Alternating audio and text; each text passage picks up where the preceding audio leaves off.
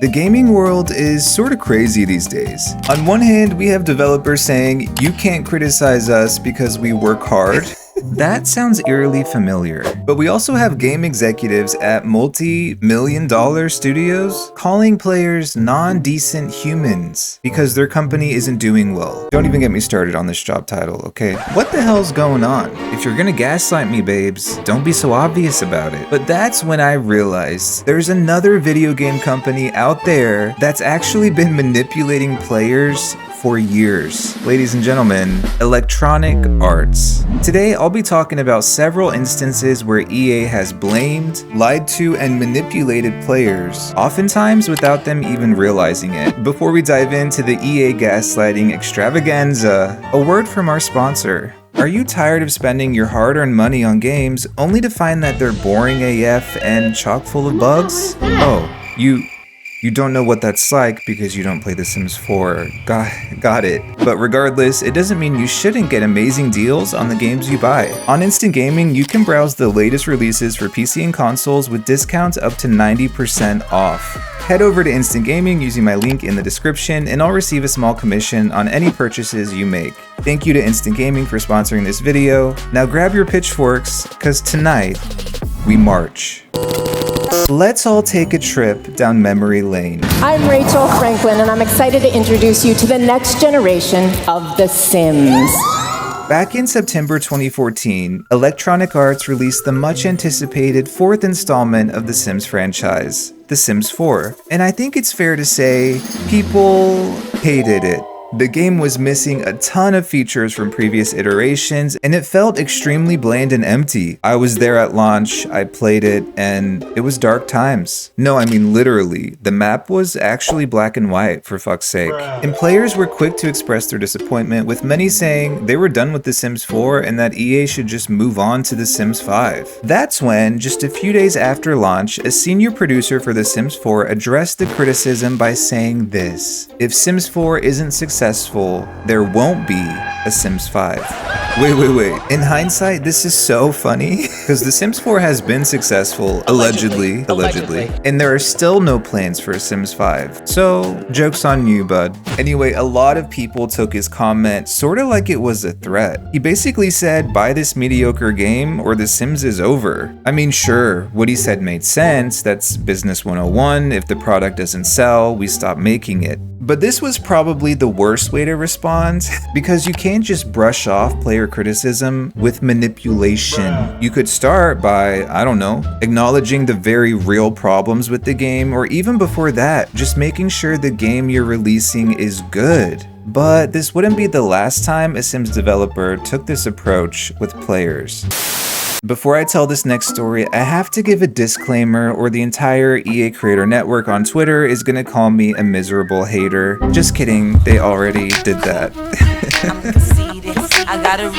I have huge respect for video game developers and everyone that works on creating the games that we love. I mean, I cannot imagine where I'd be without video games, honestly. But it's safe to say I'd probably still be a virgin. At the same time though, I don't believe anyone is above reproach. But of course, there are limits. If I pay $5 for a game, I don't expect much. If I pay $70, it better be worth it. And I definitely don't want to be shamed or gaslighted or lied to when it doesn't live up to my standards. That brings me to the absolute mess surrounding The Sims 4's latest DLC and what caused an EA employee to deactivate his Twitter account. This story involves a producer on The Sims 4 who I only know of because of something weird that he said one time. A few years ago, players were like, why can't we have bunk beds in this game? And instead of giving a normal explanation, he pretty much said, if you haven't noticed, modders haven't made bunk beds yet either, so if they can't do it, it pretty much means we can't do it. Such a weird thing to say, but then a modder did make bunk beds, so it wasn't a good look for the Sims team. But anyway, back to the current story with the same guy.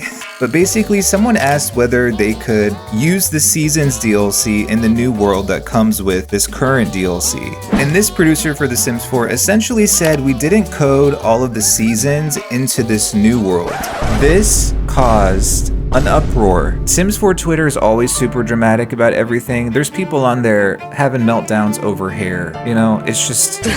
But honestly, in this case, I don't blame them. People have a right to be upset when they buy hundreds of dollars of DLC for a game, and they expect to be able to use that DLC in their game, but then they're told they can't. Even the big Sims influencers, who are usually pretty positive, were saying things like, "This is so disappointing, it doesn't make sense, please kill Malcolm," etc. And here's what blows my mind about the Sim Guru's response. Instead of just acknowledging this oversight by saying, "Hey, we were under a huge time constraint and didn't have the time to code Snow into the game," or "This was a mistake on the dev team's part and we'll patch it in later, our apologies," the Sim Guru backpedaled and tried to convince players that there was a perfectly valid reason for this. But nobody with the brain bought this excuse. Honestly, saying anything but what he said would have sufficed, because what he said made people feel like they were being lied to. I use the word gaslighting because that's really what he was doing. This EA employee was trying to brush off an oversight by the devs by saying it's part of the world's lore.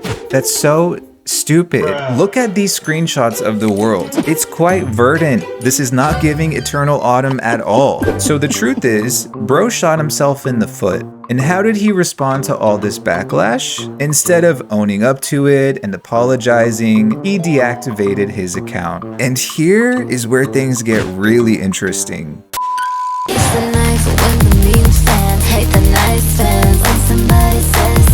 Immediately after his deactivation, the Sims 4 players switched gears. The same people who had been complaining non-stop started saying, "You guys harassed him. You guys are bullies. This is toxic." And they even accused people of sending death threats and doxing the Sim Guru. Who had been saying that? Who said that? Who said that? Who said that? Let me be so real right now. Because no one else is saying this, there is no proof that any of that ever happened. I could not find any evidence of doxing or death threats. The Sim Guru's DMs were turned off. So these supposed death threats would have been public for all of us to see. And if it did happen, in the words of a great philosopher, show me the receipts.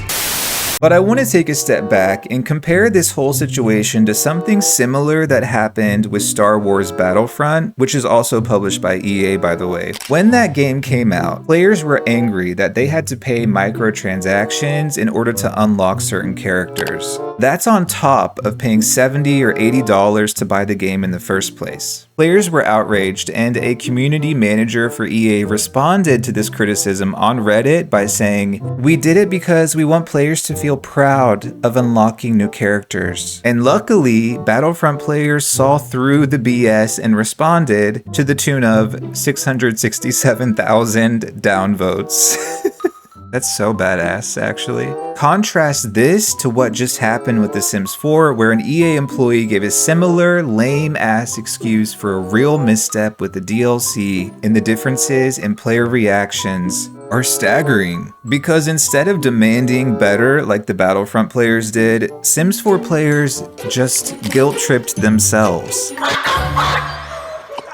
Can someone tell me why I'm supposed to feel bad for this guy? There were no death threats. There was no doxing. There was no harassment. There was no bullying. This is a 40-year-old man who's been doing this for a long time, who's getting paid. He probably earns 6 figures and has a 401k to boot. He's doing fine. To be honest with you, I don't know why the hell he would even choose to be interacting with Sims 4 players on Twitter. So we can @ Lil Simsy and joke with Sims 4 stans half his age. It's unnecessary. Some might even say it's weird. So no, I don't feel bad for him, and I think we're all sort of distracted from what the real issue is. The Sims 4 community refuses to hold EA and the people who make this game accountable for the constant lies and manipulation that has been going on for years. I'm sorry, but these comments are so dumb. Just because someone is nice and works hard doesn't mean they're above critique. Anyone who's a working professional knows that you can spend weeks or months working on a project, but if you fudge the execution, if you don't deliver results. You don't get a pass just because you're nice and work hard. This whole thing is reminding me of something else that happened back in 2020 when Journey to Batuu, the Star Wars themed DLC, was released. Nobody wanted this DLC, nobody asked for this DLC.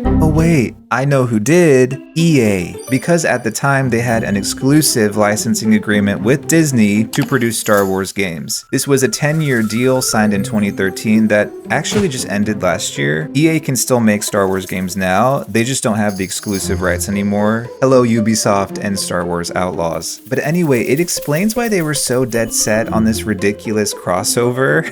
I can just imagine the meeting with all the EA execs being like, Star Wars, moneymaker. The Sims, moneymaker. Put them together, double moneymaker. But as usual, they failed to consider how this would go over with players. And after tons of backlash, how did EA respond? Well, Sims executive Lindsay Pearson addressed the complaints on Twitter by saying, "It was me."